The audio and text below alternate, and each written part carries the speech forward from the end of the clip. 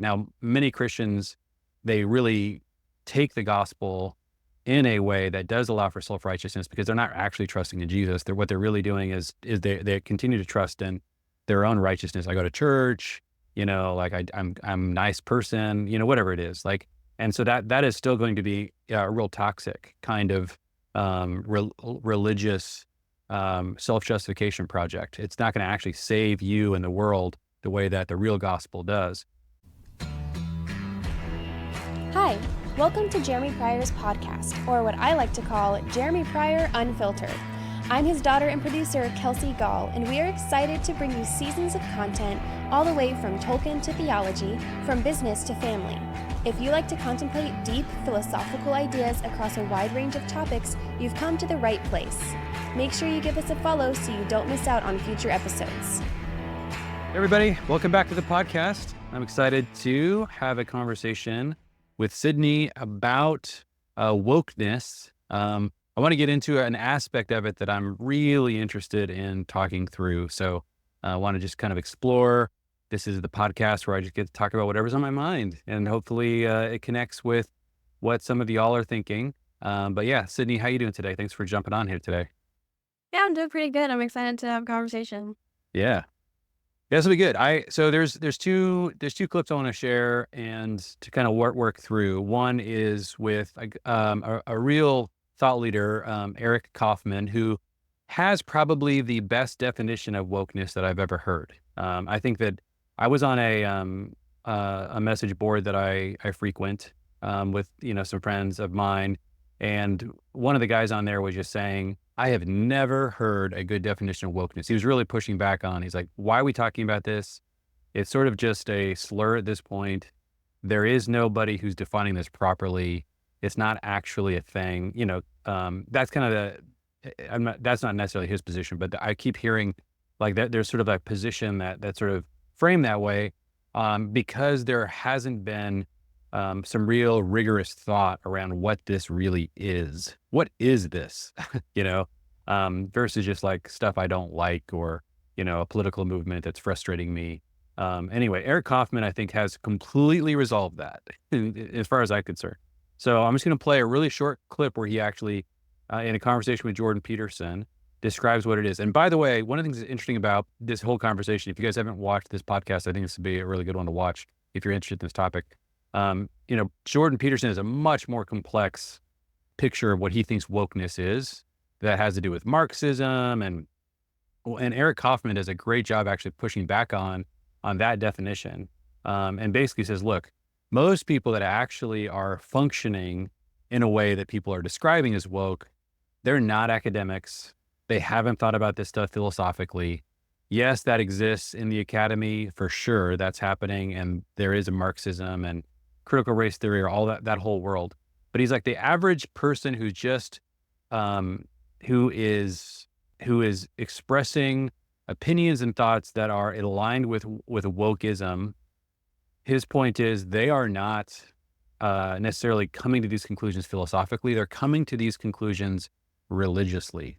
I think it's a really important framing, and he describes exactly why he thinks that. So I'm going to play this first clip for you, and then we'll go from there. So these are, in my view, continuous. They really touch on the same set of ideas, which is really making sacred a couple of things, which is identities are made sacred. So I define, for example, woke. One sentence definition. People always ask, what is the definition of woke? Well, the definition of woke, as I mentioned in the book, is the making sacred of historically marginalized race, gender, and sexual identity groups. Okay. That's his definition. One sentence. It's the making sacred of historically marginalized race, gender, and sexual identity groups. So there's these kind of three. And the thing that's really unique about what Kaufman is saying here is the making sacred. That I think is what's really key. That's it. That's the one sentence definition. And that is also what I would say, what I would describe as the kind of big bang of our moral order. And out of that emerges a kind of very fuzzy folk ideology, which says, so these are the sacred groups. Those groups cannot be offended. So anything you say that might be interpreted by the most sensitive member of such a group as offensive marks you out as a blasphemer. You're profaning the sacred, you must be excommunicated, i.e. canceled.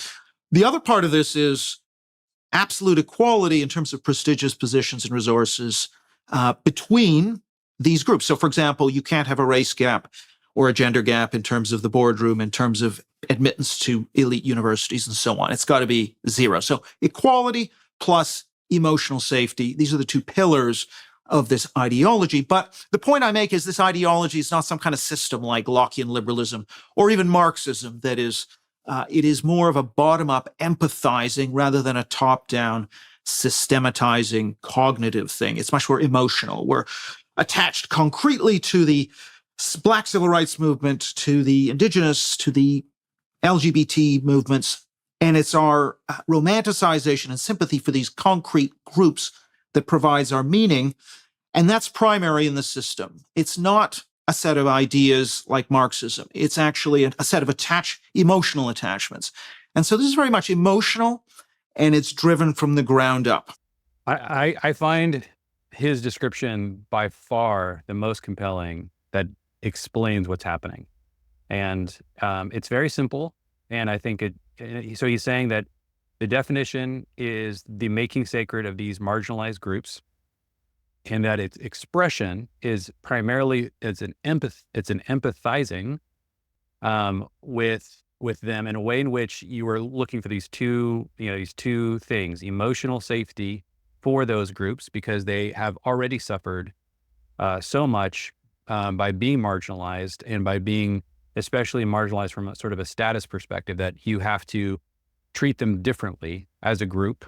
So jokes are off limits. It's always punching down to say something. And then equality for them, right? Equality of outcome, which is that you look at the various prestigious elements of our society and say that there needs to be an equality. So if they represent 5% of the population, then it's critical that they hold 5% of the prestigious positions within the culture, so to speak. So, and he's saying that this is primarily, it starts as an emotional reaction. It's a guilt that people feel about having had participated in the marginalization of these groups. And the way you overcome that guilt, the way you achieve justification for the guilt that you're feeling, is by entering into empathy for these groups. This is such a cohesive articulation of what's happening, in my opinion. So yeah, Sydney, what does that start for you?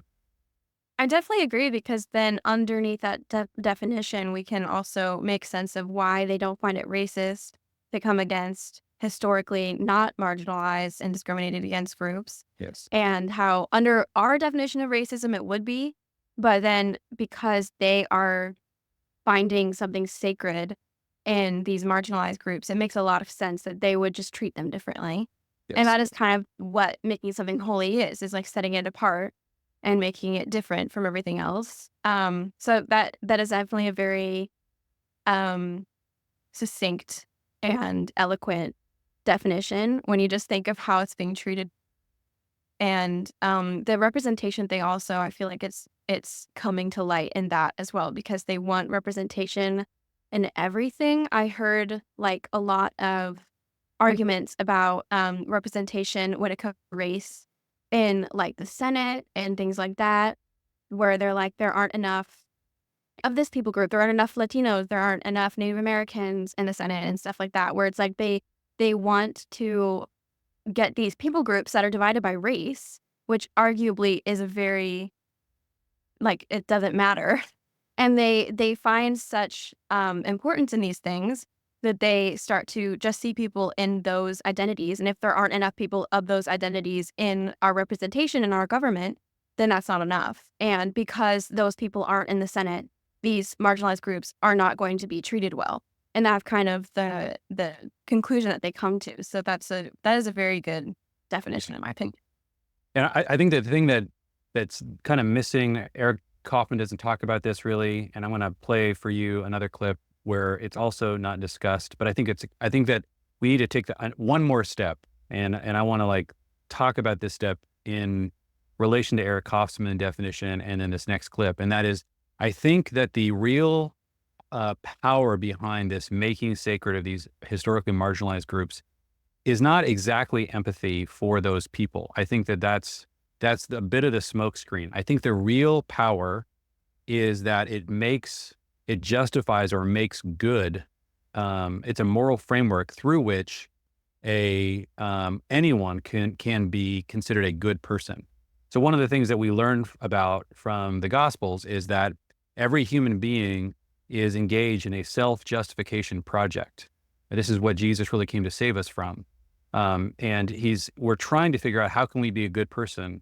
The way that the gospel story is played out is that in the garden, when Adam and Eve ate from the tree of knowledge of good and evil, they experienced shame, and there was nothing that was given to them to ultimately help them come out of that shame. This shame, they were given skins to cover their nakedness, but the shame was right underneath, right? It still remains until when Jesus comes and actually justifies us. Now, I think that the gospel is really portraying this as the universal problem of humanity, and that if we do not find ways in which to receive our justification through the gospel, through what Jesus has done for us, then we're going to always be attempting a project to feel like a good person, right? And those projects, whether they be I'm good because I'm a part of this group, or I'm good because of my actions, every one of those projects, whatever they are, is going to corrupt your soul. And the only way out of this dilemma is to come to faith in Jesus, what Jesus has already done for you. And this is what in Christianity frees a Christian from the tyranny of self-justification projects.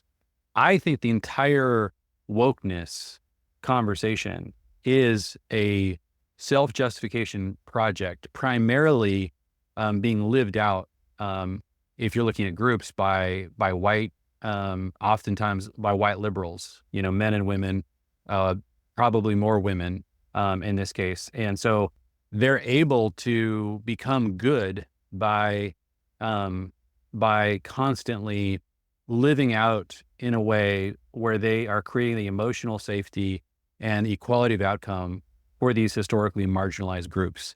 And I think it's really important to talk about that because the empathy I think they're feeling primarily is for themselves, not for these groups. I think they're very concerned about their own goodness, and they can't find a way to be good. They've rejected Christianity. So you're basically adrift without a moral framework. And all of a sudden, a moral framework comes to you and is uplifted by the people that you see as high status people around you, people that you respect their opinions, and you can be seen as a good person by your peers, by the people you respect, if you hold sacred and really live out the empathy, the emotion, create the emotional safety, and create equality for these historically marginalized groups. Does that make sense? Like that's the project I think that we're seeing people engage in. Have you ever considered starting a family business so you can spend more time working as a family team? We've started a year-long coaching program called Family Inc., where you get weekly coaching with Jeremy, access to our video training for launching family businesses, and lots of ideas for businesses to start that are working for other family teams. Head over to familyteams.com and click Family Inc. to learn more, or to set up a strategy call with Jeremy to see if this might be a good fit for you.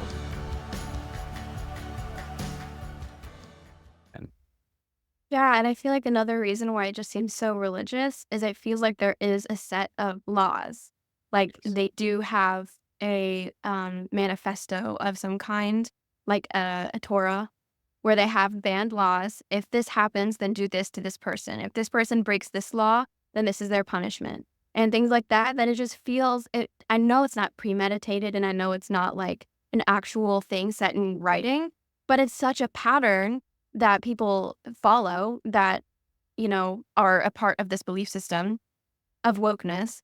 it is something that I've seen over and over again. If they do something wrong, if it comes to light that they tweeted this 5 years ago, they have to have this exact kind of apology in order for us to accept them again. And if they don't do this thing, then they are going to be canceled and excommunicated. And one of the reasons it's so easy to see this is because it's permeated the media and what kind of things are banned on social media, on TikTok and stuff like that. You can see like what is outlawed. And so that's what's made it so interesting to like so fascinating in kind of a horrible way. Yeah. Because it is so taken over. Right. And I just wonder how they got so much power and how we got here. And I think it is because we are so driven by the importance of our own how we're perceived in society, I suppose. Like our own image Yeah. that we put out into society is so important to us. And they're all throughout history, we've seen the set of people that care about it, that care about their image in society. And nowadays, when you look at the people that care about their image, it's people that are woke because they want to be seen as a good person. And right now, the virtues that are being um, advertised, that are being praised, are things like self-love and compassion and sticking up for these historically marginalized groups when it comes to race and sexual identity, stuff like that. Um, and so those are the virtues of society today. And the people that care about their public image are the ones that are following that. And you can see that that's part of the reason why so many celebrities are woke, is because that's basically their job, is to appeal to the masses. Basically, their job is to be liked, because the more they're liked and the more products they're a part of, um, the more money they have, the more money they get, the more successful they are. And it's another reason why we don't see a whole lot of conservative famous people, is because there's a lot of people in Hollywood that are conservative, but they just haven't been as praised and uplifted by the media, so we don't know about them. So yeah, I think they have created I don't know who they is, but just collectively, the people that care so much about their public image have created this reality where only the people that believe in this wokeness are the ones that are put on a pedestal. And it makes it seem like that's all there is now. Right. And so kind of discouraging to people that aren't of that belief. And that's part of what makes them afraid to speak up, because they know that the people that are put on a pedestal will just cancel them, and they'll never maybe if their dream is to be some kind of celebrity, to be an actor, they know that their dream would be crushed if they Yeah. did speak out about their beliefs. So that's kind of what makes it seem pseudo-religious. Right. Yep. Yeah. It has all those. It has the blasphemy laws. It has, the specific practices and Atonement laws. rituals. And again, I think it's important for Christians to understand. One of the things that I find frustrating is that Christians don't seem to understand that every human being needs this.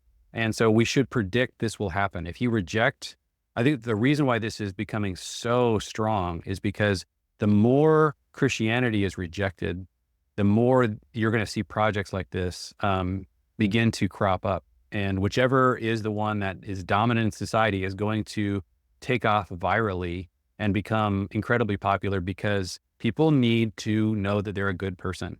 It's not okay. We all walk around with shame. We all walk around wondering, would I have been a Nazi or whatever? Like, am I a good person? And how can I feel good about myself? And how can I signal that I am one of the good people? And so, this is really the root of so much tribalism. And the gospel is a very unique way of handling that, where he gives you righteousness, but you didn't earn it. And therefore you can't feel self-righteous pride in it. And it somehow rescues you because it's not really, it's not sourced in you or your actions. It's the only way in which you can feel good about yourself without becoming proud or self-righteous. I don't know of any other story that does that. Now, many Christians, they really take the gospel in a way that does allow for self-righteousness, because they're not actually trusting in Jesus. What they're really doing is they continue to trust in their own righteousness. I go to church, like I'm a nice person, whatever it is. Like, and so that is still going to be a real toxic kind of religious self-justification project. It's not going to actually save you and the world the way that the real gospel does. Now, okay, I want to play for you this other clip, and it's Matt Walsh's like pyramid of wokeness, or yeah, I don't know why this hasn't gotten more play. It's really interesting. Now, it's important to say that this is an incredibly offensive clip, so trigger warning. He's one of the things that Matt Walsh is really good at is he just sort of tries to act like he's just deadpan explaining something, and of course he's mocking it, and everybody knows he's mocking it. And one of the most basic tenets of wokeism is you're not allowed to do this, right? So this is inherently blasphemy. So if you've bought into this ideology at any level, you're going to find this next clip like impossible to watch. However, I think it's really important, and I want to talk about this almost more technically because he actually it's entertaining. But again, if you don't believe in woke ideology, it's entertaining. But I'm not trying to be offensive. I actually think that he's making a technical point that's absolutely vital to make. And that is to try to understand who these groups are. And then if I want to really become an adherent and do a really good job of expressing the emotional safety and equality that is required of this religion, then he gives you, I think, a very valuable lesson in exactly how to do that. And of course, while he does it, it's very much undermining that idea. But I'd love to just discuss this with you and look at some of the details that he's kind of discovering or teasing out in this video.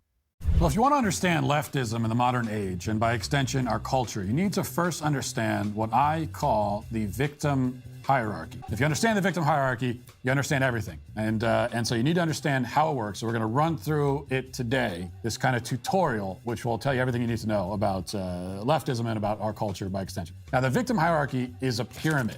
You could also call it the victim pyramid, VH or VP, it's up to you. At the base of the pyramid, you have white men. That's the lowest ranking. They cannot be victimized by anyone, and yet they victimize everyone else. What you have to understand is that victimization flows up on the pyramid, so it's a little counterintuitive. The higher you are on the pyramid, the more victimized you are, and yet the more powerful you are.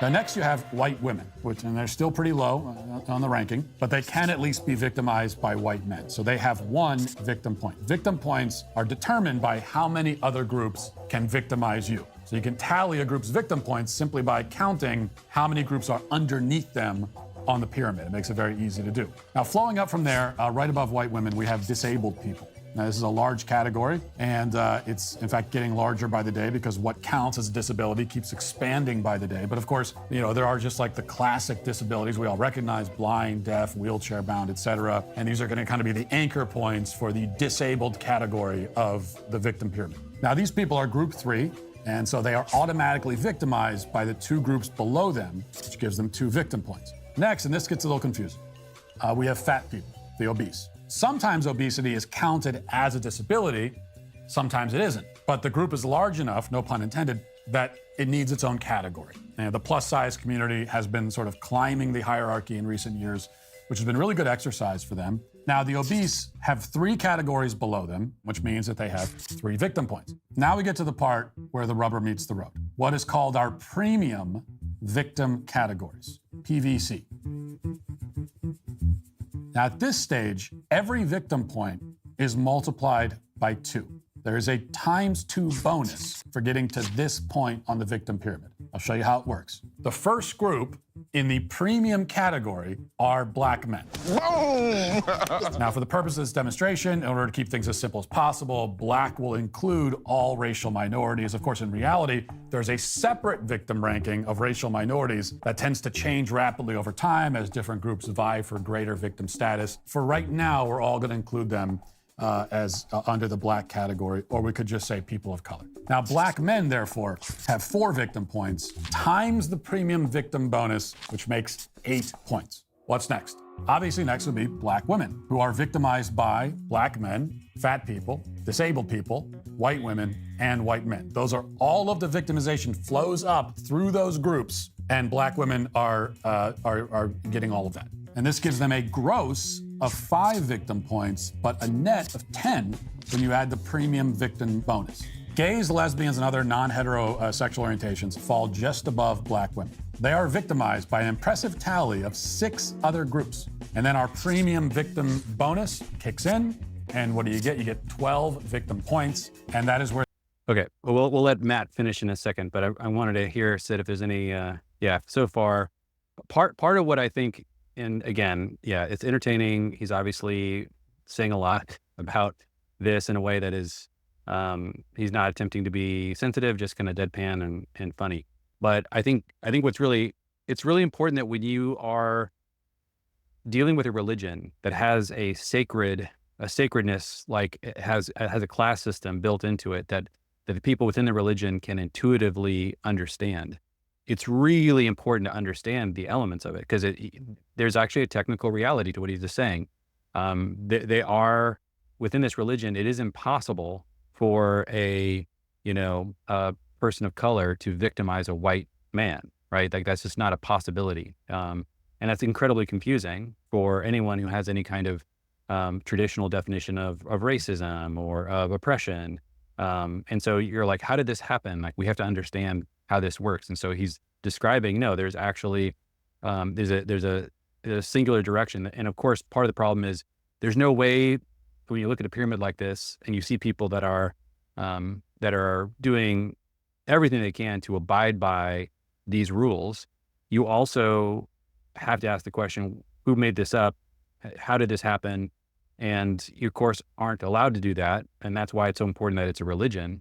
You just have to understand that if you adhere to these things and then you become a good person, then you become, Matt Walsh doesn't talk about that. But yeah, I'm curious so far in his depiction of the pyramid, what is this sort of stuff for you? I just find it interesting how none of this is according to happening now and who's being like oppressed now. I think that's part of the biggest, I guess the thing that I find wrong about wokeness is that all of this is historical and who was oppressed back then. And it's just so hard to see how these people are victims now. And I feel like that is the right mindset to have, because if I don't see these people as different, as other, then I won't treat them any differently. But these people, I feel like it's so dehumanizing for them to only reduce people down to their status in this pyramid, their color and their gender and their sexual orientation and things that do not matter as a person. And it's just so disturbing. And he is doing it in a satirical way, in like a way that is making fun of them. But it's true to some degree, and that's what's so terrible about it. It's like he's making it entertaining and he's making it kind of funny because of his persona of just being deadpan. But it is like exactly what I see. I see people having what do they call it? Like oppression Olympics all the time, where they like, you don't understand because you are white. It's like, yeah, but I'm a woman, but like you're not a colored woman though. So therefore you don't understand what we go through. And he was saying for simplification reasons, he's just putting all color people in one category, but they within those categories say, like Asians, they don't think Asians are as discriminated, Right. as say Native Americans or Latinos. And it's like, a lot of Asians have the argument that because of their difference of culture, they actually value hard work and education a lot more than usually these other groups do. And then they find that very offensive and like all that stuff. So there is always an oppression Olympics when it comes to them. So I feel like it's appropriate, even if it is offensive, to use this kind of system of like hierarchy because it is how they think. Yes. So, and it is like nice to see it as a visual. Yes. Like you said, like it's good to know how they think. Yeah. Yeah. And there's two groups that have massive advantage if you completely accept this framework. The one group is people seeking justification. So the white men and white women who feel guilty and are trying to figure out how to be a good person, they're getting enormous benefits from believing this. And then, of course, the higher you are on the hierarchy, the more inherent benefits you're going to receive. And so it's really difficult for those people to say, no, please don't think of me this way. Even though I'm way up on this hierarchy, I don't want this kind of privilege. This isn't the way. No, it's like, no, please, like they want to serve me. They want to like lift me up. They want to make me emotionally safe. They want to give benefits and try to make the world more equal by, giving me, whether it's like a kind of an affirmative action or creating, a quality of outcome in various critical elements of our society, like boardrooms and college admissions and things like that. So it's just an enormous group of people. And this is why I think is as kind of philosophically bankrupt as this idea really is, it's really obvious to see why it's working really well, why people want to adhere to it, because it solves the biggest problem that, most people live with, which is how do I be a good person? And then if you're victimized in this system, then it solves the biggest problems that you have, which is how do I become a successful person? And so if you create a religion that makes, one half of the world successful and the other half of the world morally virtuous, it's going to take off, The question, of course, is there any real credibility to this whole system? And the more you really dig into it in detail and technically, the more kind of ridiculous it looks. But people will fight so vehemently to defend it because it's providing these two enormous benefits. All right, we'll listen to the rest of his taxonomy and then discuss that. And that is where the LGB land on the pyramid. But of course, I had not mentioned the T. Oh, hey girl, get over here. Let's text some. That's because the T sits at the top, the very top of the pyramid. Nobody can out-victim the T. The victims who are the victims of all other victims, they stand at the pinnacle of the victim hierarchy, which means that they are the most victimized, which means that they have the most victim points and therefore the most power. And here we introduce what is called the Apex Victim Multiplier, AVM.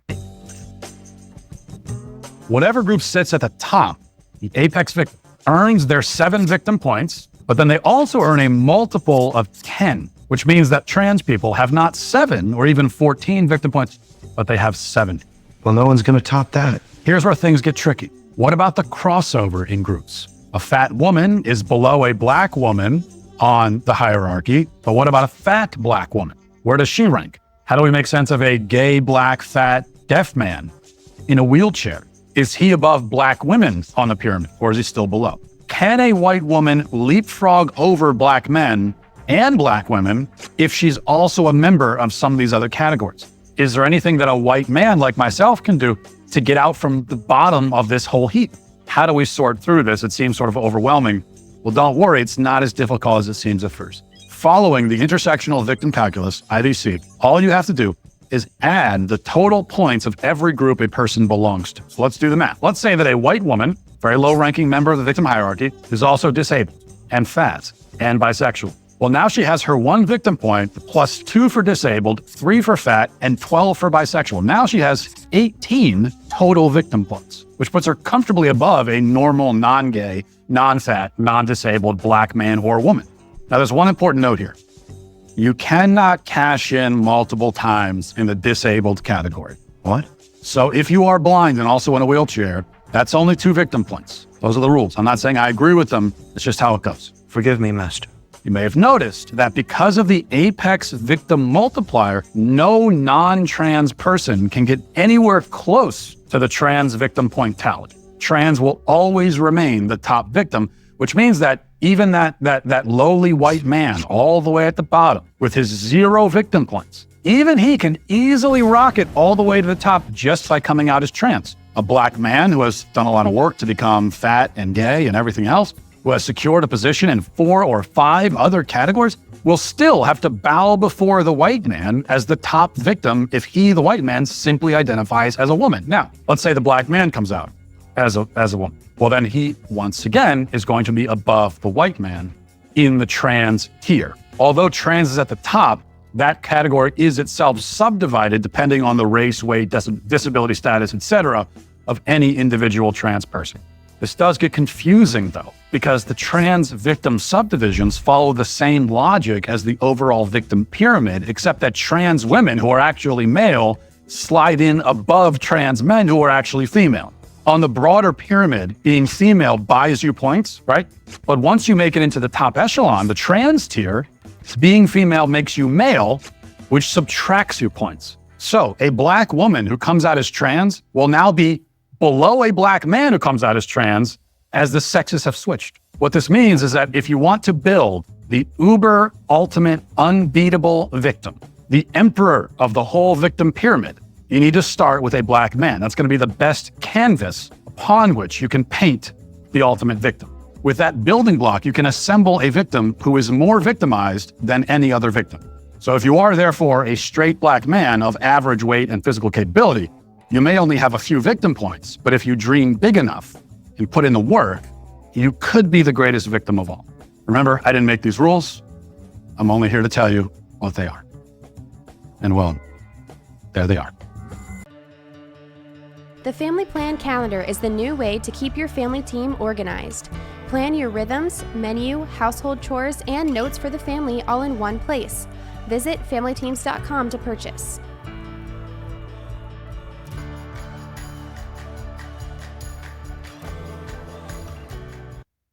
Okay, so, yeah, wow, yeah. So I think the thing that I found so interesting, again, it's funny, but there's also a technical description, which is when you start to try to understand how you're in a religion in which you've made sacred certain groups, it becomes really important, especially if there's all kinds of rules depending on where you're at. And you saw this in Korea. This also is true in Japan. And in certain cultures, your status immediately triggers different language. Like you are forced to address one another in a very particular way. And so there's a lot of cultures in which this is true. And people that grow up in those cultures, they just instinctually know, because they've always lived in it, exactly how to refer to and how to immediately find out where this person fits, right? So this is a pretty common thing that happens in a lot of cultures. And one of the things I find really interesting about this particular religion is that because it doesn't identify as a religion, it actually identifies as just universally true. So in other words, if you're a Christian, you're like, you know what, I just don't agree with that. I don't really think those people are victims. And so I'm going to make a joke about, somebody higher up in the hierarchy. I'm going to be, as a white man, I'm going to say something funny about women in general. Well, there's no grace for you. There's no sense in which people listening to that who believe in this religion say, well, they're not a part of our religion, so of course they're going to think that's okay. And for them, it is okay. No. It's absolutely intolerant. This is a universal religion. And so you are immediately a heretic, even though you've never signed up for the religion to become a heretic. It's like the religion just is true because it's based on historically marginalized events that your ancestors participated in. And so you are, by extension, receiving the privileges of their bigotry and also the guilt for their bigotry. And because it's universal, you're caught in a religion, whether you like it or not. And this is really challenging to be so completely stuck in this world, where for those who agree to it, in order for them to continue to live as if these actual groupings are sacred in the exact ways in which they're being described, and then it sort of forces this sort of universal acceptance. And this is, I think, what's creating so much division. And there's other very divisive things happening in our culture, but man, is this divisive to invent a religion and then to assume its universal application on everyone, whether they agree with its premises or not. So, yeah, what do you think, Sid? What are anything else that this stirred up for you? It makes me think of the phenomenon that's happening right now in sports and how trans women are coming into women's sports. And it's interesting for him to say the difference between a trans man and trans woman no matter what gender they were before, now their hierarchy is changed depending on what gender they are now. They've Right. transitioned to. And it doesn't matter that they were on the bottom of the pyramid before as a white man. Now you're on the very top as a trans woman. And that is the most you can get. I mean, if you're colored, then even more. Right. And I think that's totally what we're seeing right now in sports. And it's just insane. You have to have just a completely different way of seeing the world if you're willing to see a biological man beating up a woman in UFC and like in the MMA and the mixed martial arts and think that that is okay. Like that is a completely different mindset. And they, like you said, they don't even acknowledge it as a different mindset from other people. They acknowledge it as truth. And if you don't acknowledge that as truth, then you are wrong and you'll be canceled and you're a bigot. And that is so insane. Like, I think that's a really good point to make that instead of calling this a religion or a different belief system, they're calling it truth. And if you don't conform to it, then you are wrong. And you are not telling the truth. So that is what is so different about this belief system. And that's what making it so overwhelming for the rest of us in the world that don't believe it. And it feels like hopeless in a way. Like, what do you do if you just don't believe all this stuff? Like, you have no chance. Especially if you're low on the victim pyramid, if you're a white man or woman. So it is such a strange clown world that we live in now that we're not even allowed to have our own beliefs. We're just supposed to conform to the universal woke religion if we want to get anywhere, and if we don't want to risk being called a bigot online. So even just talking about this, and this is something that we're going to post on social media, is like, we don't know. We don't know what's going to happen. I've seen on your social media the kinds of things that you said, and I've agreed with that is just not well received. And it is crazy to think about that. Like, no matter what you post on social media, if it has anything against the woke ideology, then you are guaranteed to get backlash. Yeah. So it is just a reality of the world that we live in. It is pretty overwhelming. But yeah, I feel like I just think of the women in sports right now that are getting their opportunities taken away from them by biological men. I'm thinking of the fact that Leah Thomas, the trans swimmer, is now number 2 in the country, when before, as a man, he was way below in the ranks, pretty mediocre as a swimmer, but now he's become a woman, so he has moved up the victim scale, so everyone is going to be defending him, despite his biological man status, and no one is defending the women that would have been higher up on the pyramid. People would have been defending the women, but now that he is higher up on the pyramid, no one is defending them. They're defending him instead, and now he is a really high up swimmer in the country, and it's not acknowledged that he is a biological man. Yeah. So that example in particular really infuriates me because I think of all the women that have been working so hard and dedicating so many hours of practice and giving up other things in their life to become good at swimming when there's just no chance now. There's no Right. chance now for them to be higher than him. It is really sad, and you can't negotiate it because as soon as you start negotiating, the people that are using this framework to feel like good people, you're essentially handing them the good works that they get to do now by canceling you, by coming out to defend the emotional safety of the trans woman. All of that work is justifying them and making them into an increasingly good person. And so since they're so far down the victim hierarchy, this is how they earn points. And this is, if I were to redo any of Matt Walsh's presentation, I would then have like part 2 or a section of it, which is how you become a good person. If you are stuck at the bottom and you don't have to come out as trans or LGBTQ or anything. All you need to do is constantly be helping those groups and attacking those who are not. And that's the good work of the religion, right? So anyway, I think it's really important as Christians that we understand this. We're not on a justification project. We don't need to justify ourselves. The gospel is good news for everyone. It doesn't create the divisiveness that every other religion creates because we did not earn it, that we are not justifying ourselves. And so for us to believe the gospel is to have the ability to love others without needing to judge them to earn more of our own goodness or justification. That's why I think that's one of the reasons why the gospel is such good news for society. And that's why this whole religion is really bad news for everyone.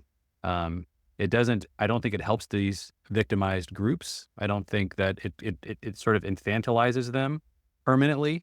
There's nothing you can do to help them that's going to get them out of the status of victim. And so they may get some benefits, in the short term. But in the long term, I think it causes them to live in such a way that they're endlessly victimized. And then, of course, it's not actually morally justifying any of the people who are believing this stuff, because moral justification can only be derived from how God sees us, and this is what I think is really difficult.